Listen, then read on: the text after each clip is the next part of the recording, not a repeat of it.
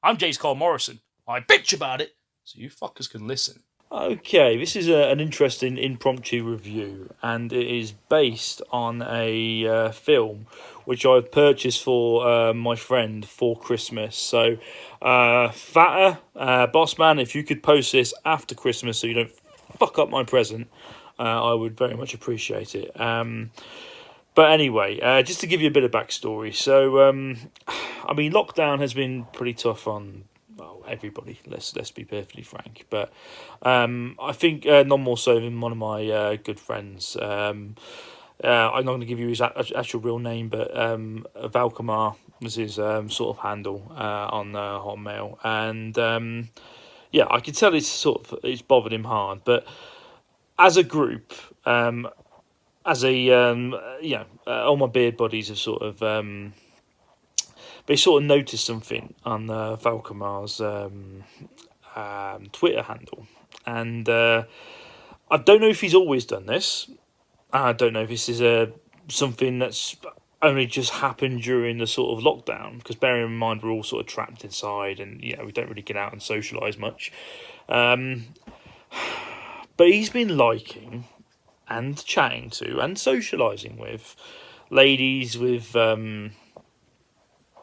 rather large appendages. I don't. Look. I mean, we're attracted to whatever shapes and whatnot, and we're all happy. We're all consenting adults. We can talk to whoever the hell we like, but his Twitter is really, really. It has a lot of big-titted ladies on it. He really likes talking to big-titted ladies. Whether he's got good intentions or not. In my opinion, I think the lockdown is influenced his attraction to the big-breasted woman. So with that in mind, I was drawn to purchasing a DVD of a made-for-TV movie that was constantly on Sky Movies when I was a 13-year-old lad. It was absolutely every single fucking day on the free Sky Movie channels that it aired this movie at least once during that period, and that was like from the 1998 to perhaps 2000, and that movie in question was called Breast Man. Or Breast Men, sorry. I always thought it was Breast Man, but it's actually Breast Men. Now, this is basically a. I don't know how historically accurate this is. It does sort of depict that it's based on true events, with some fictitious sort of like titillation. Excuse the pun. Some fictitious parts just to make the story a little bit more flow a bit better. But this is basically a historical inaccurate movie about the invention of silicone breast implants, and it stars David Schwimmer from Friends. I wouldn't say the best sort of performance on his part, but he's in it, and you can't help but think fucking hell, Ross is.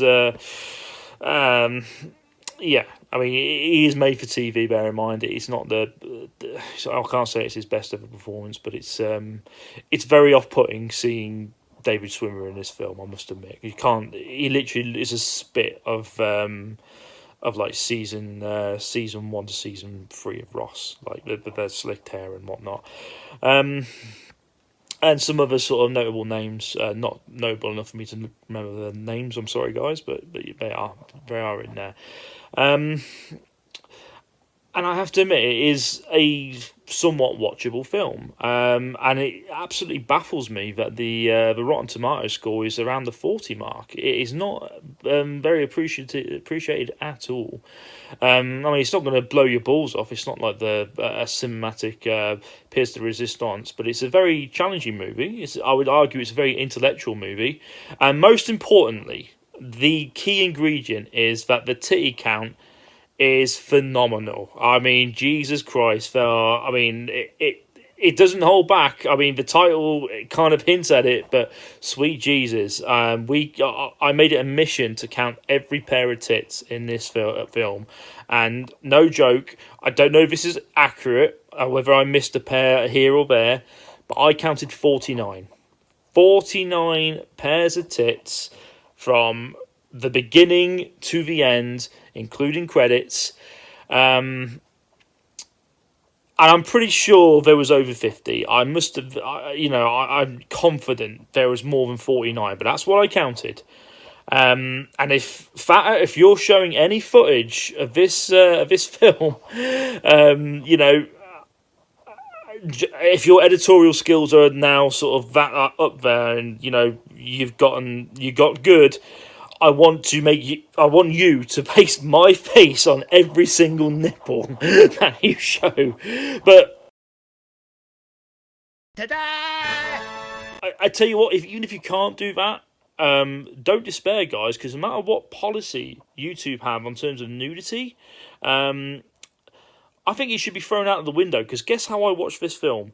I was going to watch Valkymir's DVD copy, but fortunately my PS4 was region locked, so I watched it on YouTube. The entire duration of this movie, is on YouTube, and I would recommend it. It's got more than 1 million views, and even though the titty count is humongous, the majority of the breast shots are actually very tastefully done, and it's not in any way sexual context,